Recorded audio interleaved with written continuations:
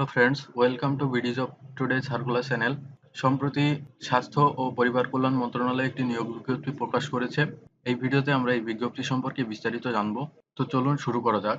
দেখুন, এখানে প্রথম পদটির নাম হচ্ছে ডাটা অ্যানালিস্ট। এটা 14তম গ্রেডের চাকরি। বেতন স্কেল 10,200 টাকা থেকে 24,680 টাকা। পদ সংখ্যা 2 জন। বয়সসীমা 32 বছর।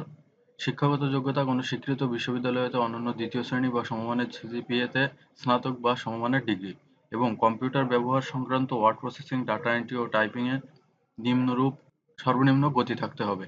বাংলায় প্রতি মিনিটে সর্বনিম্ন 25 শব্দ এবং ইংরেজিতে প্রতি মিনিটে সর্বনিম্ন 30 শব্দ। এই পদটিতে বাংলাদেশের সকল জেলার প্রার্থীগণ আবেদন করতে পারবেন। দ্বিতীয় পদটির নাম হচ্ছে 60 মুদ্রাক্ষরিক কাম কম্পিউটার অপারেটর। এটা 14তম গ্রেডের চাকরি। বেতন স্কেল 10,200 টাকা থেকে 24,680 টাকা। পদ সংখ্যা 1 জন। বয়সসীমা অনূর্ধ্ব 32 বছর। বিভাগীয় প্রার্থীদের ক্ষেত্রে 40 বছর পর্যন্ত শিথিলযোগ্য। শিক্ষাগত যোগ্যতা কোনো স্বীকৃত বিশ্ববিদ্যালয় হতে অনন্য দ্বিতীয় শ্রেণী বা সমমানের পরীক্ষায় উত্তীর্ণ। কম্পিউটার ব্যবহারে দক্ষতা এবং মন্ত্রণালয় বা বিভাগের সংযুক্ত অধিদপ্তর বা পরিদপ্তর এবং দপ্তরের কমন নিয়োগ বিধিমালা 2019-এর তফসিল 2 ও 3 অনুযায়ী গৃহীত পরীক্ষায় উত্তীর্ণ। এই পদটিতেও বাংলাদেশের সকল জেলার প্রার্থীগণ আবেদন করতে পারবেন। তৃতীয় পদটির নাম হচ্ছে প্রধান সহকারী, গ্রেড 14। বেতন স্কেল 10,200 টাকা থেকে 24,680 টাকা। এটির পদ সংখ্যা 5 জন। বয়সসীমা অনূর্ধ্ব 32 বছর। শিক্ষাগত যোগ্যতা কোনো স্বীকৃত বিশ্ববিদ্যালয় হতে অনন্য তৃতীয় শ্রেণী বা সমমানের পরীক্ষায় উত্তীর্ণ এবং কম্পিউটার পরিচালনায় দক্ষতা থাকতে হবে। তার পরের পদটির নাম হচ্ছে অফিস সহায়ক, 20তম গ্রেডের চাকরি এটি। বেতন স্কেল 8,250 টাকা থেকে 20,010 টাকা। পদ সংখ্যা 5 জন। বয়সসীমা 32 বছর। এটির শিক্ষাগত যোগ্যতা কোনো স্বীকৃত বোর্ড হতে মাধ্যমিক স্কুল সার্টিফিকেট বা সমমানের পরীক্ষায় উত্তীর্ণ। এখানে 4টি পদে আবেদন করা যাবে। 4টি পদটিতে বাংলাদেশের সকল জেলার প্রার্থীগণ আবেদন করতে পারবেন। আবেদনের শর্তাবলীগুলো এখানে দেওয়া আছে। 1 মে 2025 তারিখে প্রার্থীর বয়স 18 থেকে 32 বছর হতে হবে। আপনি রিটেনে টেকার পর মৌখিক পরীক্ষার সময় কোন কোন কাগজপত্রগুলো আপনাকে জমা দিতে হবে সেগুলো এখানে সবকিছু বলা আছে। আপনারা দেখলে পড়লে বুঝতে পারবেন। দেখুন, অনলাইনে আবেদন করার জন্য আপনাকে এই nipot.teletalk.com.bd এই ওয়েবসাইটের মাধ্যমে আবেদনটি করতে হবে। 25 মে 2025 সাল সকাল 10টা থেকে 25 জুন 2025 বিকাল 5টা পর্যন্ত। এক্ষেত্রে বলে রাখি, আপনারা যদি আমাদের মাধ্যমে আবেদনটি করতে চান অনলাইনের মাধ্যমে ঘরে বসেই কোনো ঝামেলা ছাড়াই, তাহলে আপনার প্রয়োজনীয় ডকুমেন্টস আমাদেরকে হোয়াটসঅ্যাপ করে দিলে আমরা আপনার আবেদনটি সঠিকভাবে করে দেব এবং আপনাকে অ্যাপ্লিকেশন ফর্মটি পাঠিয়ে দিব। আবেদন ফি মাত্র 30 টাকা। দেখুন, এখানে বলা আছে 1 নম্বর, 2 নম্বর এবং 3 নম্বর পদের জন্য 112 টাকা এবং 4 নম্বর পদের জন্য 56 টাকা আপনাকে পেমেন্ট করতে হবে আবেদনের জন্য।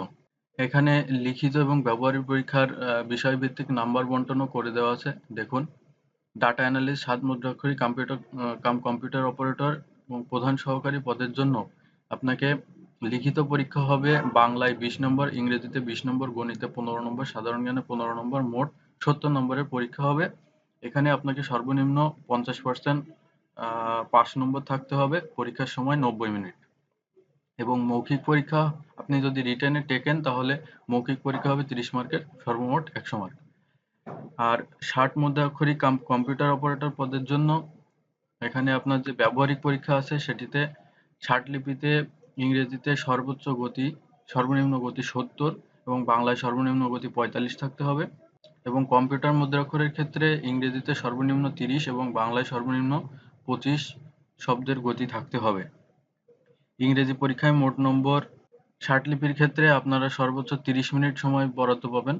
5%-এর অধিক ভুলের ক্ষেত্রে কোনো গতি অর্জন করেন নাই বলে গণ্য হবে। বাংলা ও ইংরেজি উভয় প্রকার কম্পিউটার মুদ্রাক্ষরের ক্ষেত্রে 5টি স্ট্রোক একটি শব্দ হিসেবে গণ্য হবে।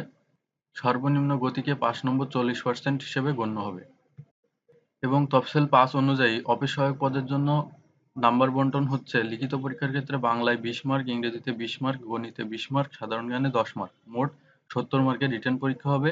এখানে সর্বনিম্ন আপনাকে 50% নাম্বার পেলে মানে 70-এর ভিতর 35 পেলে আপনি পাস করবেন এবং সময়সীমা 1 ঘন্টা।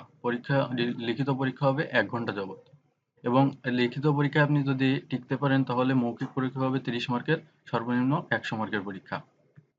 দেখুন, এখানে বলা আছে শেষ তারিখ ও সময়ের জন্য অপেক্ষা না করে যথেষ্ট সময় হাতে নিয়ে অনলাইনে আবেদনপত্র পূরণ ও আবেদন ফি জমা দান করতে পরামর্শ দেওয়া যাচ্ছে। তো বন্ধুরা, এটাই ছিল নতুন একটি সার্কুলার।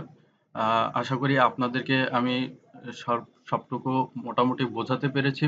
তারপরে যদি আপনাদের বুঝতে প্রবলেম হয় তাহলে আমাকে কমেন্ট করে জানাবেন, আমি আপনাদের সমস্যার সমাধান করার চেষ্টা করব।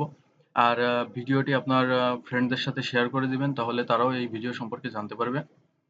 তো পরবর্তীতে নতুন আরেকটি সার্কুলার নিয়ে কথা হবে। ততক্ষণ সবাই ভালো থাকুন, সুস্থ থাকুন। ধন্যবাদ। আর হ্যাঁ, অবশ্যই চ্যানেলটি সাবস্ক্রাইব করে আমাদের সাথেই থাকবেন নতুন নতুন সার্কুলার পাওয়ার জন্য এবং সঠিক তথ্য পাওয়ার জন্য।